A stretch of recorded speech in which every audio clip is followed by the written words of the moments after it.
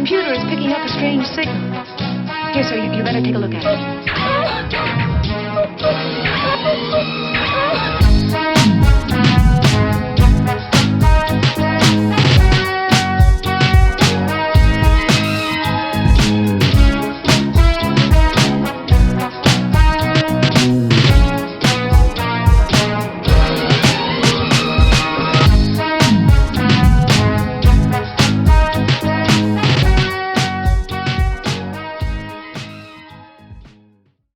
Hello dear listener, and welcome to another episode of Life Through a Prism with your host Rob Tierney. And before we start today, if you hear munch munch, crunch crunch, that is Kayla. She's munching away on a deer antler, so don't worry, you won't have to adjust your sound or anything. So with Kayla being here, that means that our guest today, returning guest, is Merran Thurley. How are you doing, Merran? Not so badly, thank you very much. That's good. So we're going to be continuing your journey with your 50 plus years with guide dogs. Yes. And who are we meeting today? Today we'll be meeting Shannon. Okay. So when did you get Shannon?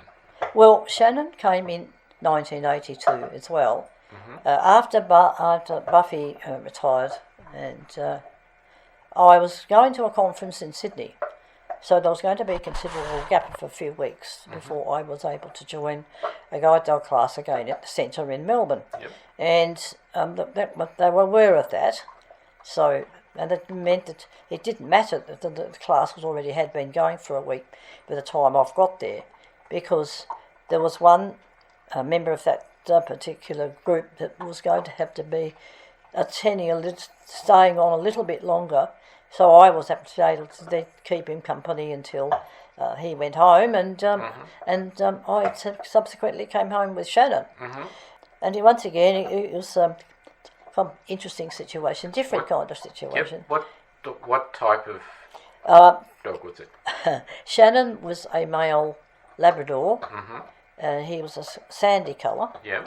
And he was had a stocky build, and he was a decent sized dog, but he was one of those that rather liked hopping onto my bed. That was while we were at the centre. Good electric blanket. Oh, sure, yeah. And I didn't realise this till I woke up one morning. Here he is. I thought, what's he doing there? I thought, oh well, that's Kate. That's one of the Shannon things. Funny thing is, that once I came home, he didn't really do it anymore. Okay. No, he wasn't. He was interested in what was his, I guess. How did your bonding go with Shannon? Bonding we go with Shannon was regular and fairly easy. Mm-hmm. We were doing quite well at the time it was due to come home, which would have been almost early September by that stage, and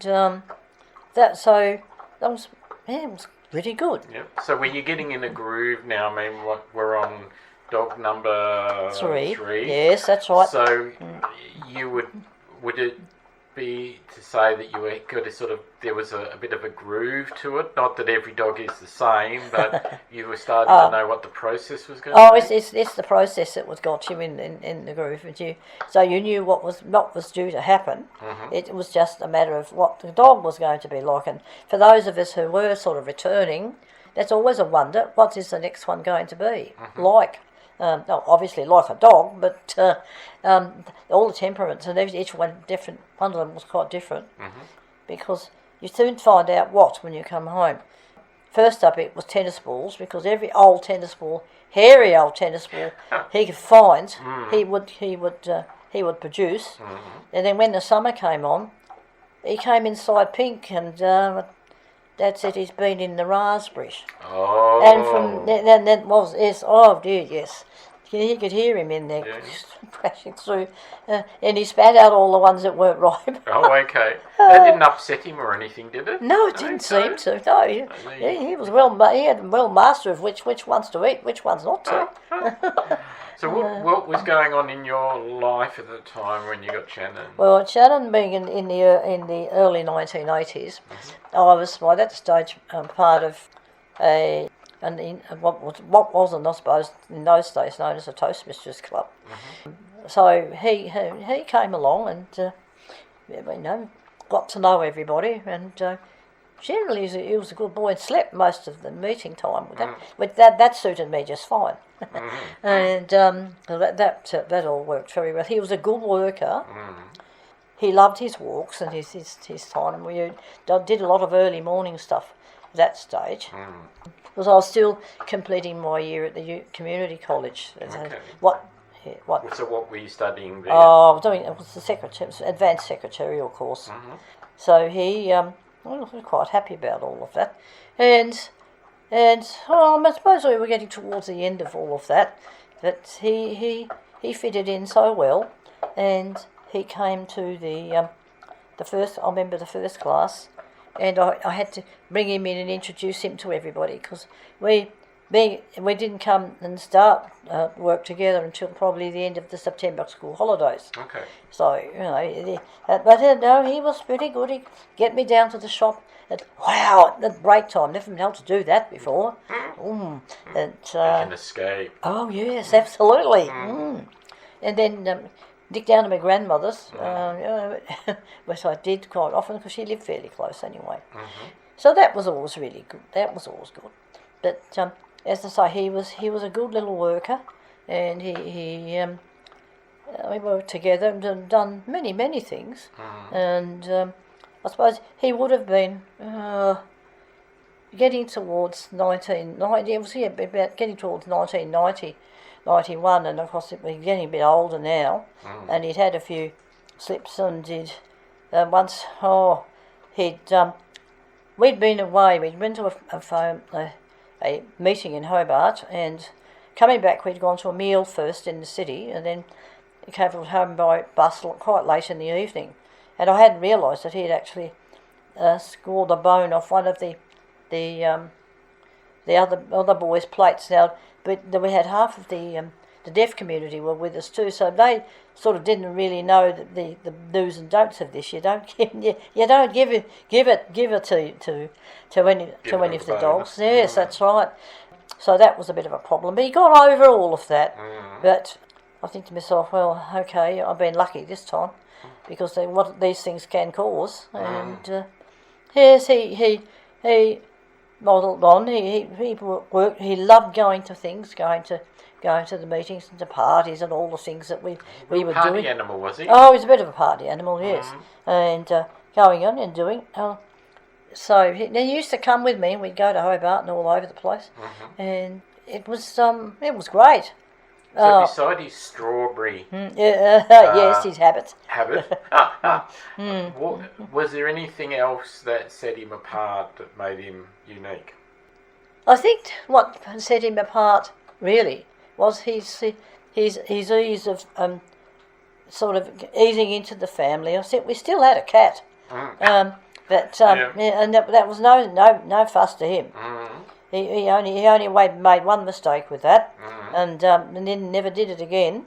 And they were quite harmonious there together for all the time that we were there, because I'd done several part-time jobs within his time, and he was really very, very good at that. Getting in strange cars, working up in strange places.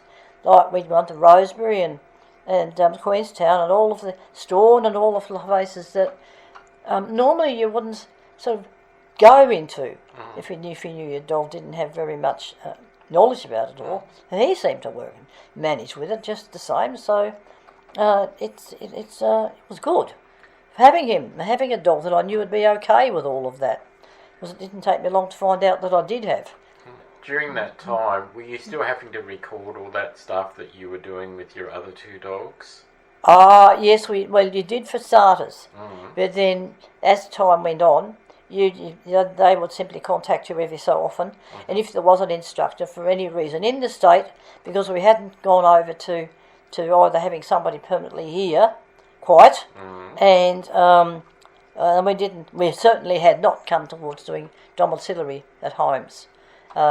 We were still going to Melbourne, and so that So how were you finding that going backwards and forwards to Melbourne? There were always things about doing these trips that you look forward to.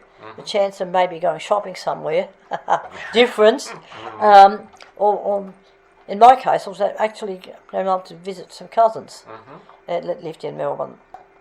Introduce my dogs, and that was always really good. I used to love doing that. So I think he enjoyed it too. So how long did you have Shannon? Shannon, September 82 until July, August 91. Right, so that was full 9 years, I think. Years. Yes. Was that the longest that you'd had a dog at this point? Yes, at that point it probably had, because I don't think.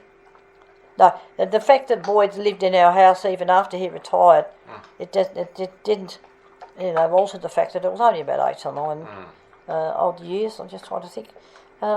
Yes, it would be 9 years, but more closer to a 10 than a 9. Yep. That one. Yep. Yes, so then Shani, he grabbed me all the way up to 91. Now by that stage we were living here in Launceston. In Launceston. Yes. Yep.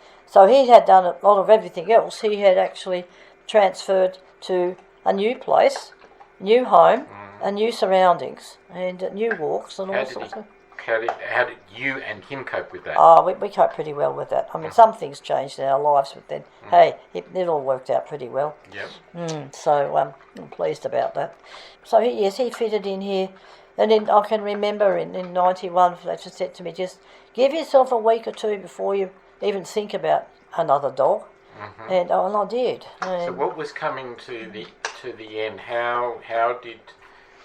I mean, I know that with guide dogs and such, I'll tell you that something. there is a there is. For me, there was. There's signs that for me, it is the signs of change. I mean, age would be one thing that you'd be noticing, obviously, and slowing down a little bit.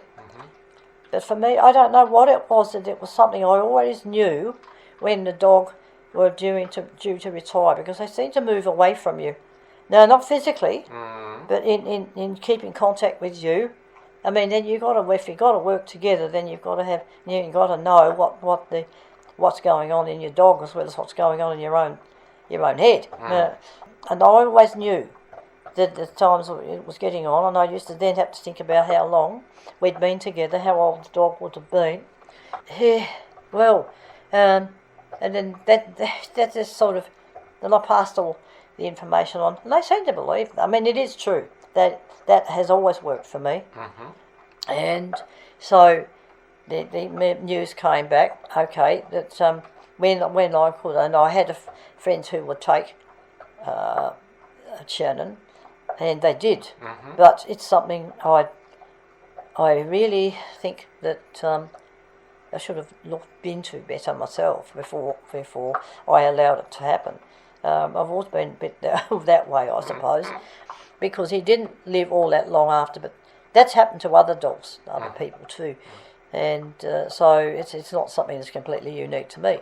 And so I, handed him over, gave myself a week, and got myself ready. Off I'm going from this one, and this turned out to be the last time that we would be going into residence in Melbourne for another guide dog class. Okay. So what we might do is we might leave it there for today. So thank you, Merran, and thank you for sharing about Shannon. And really so what is the name of the next dog we're going to be looking at next time? We're going to meet Tony next time. Meet Tony. Tony? Yes, Tony. Tony.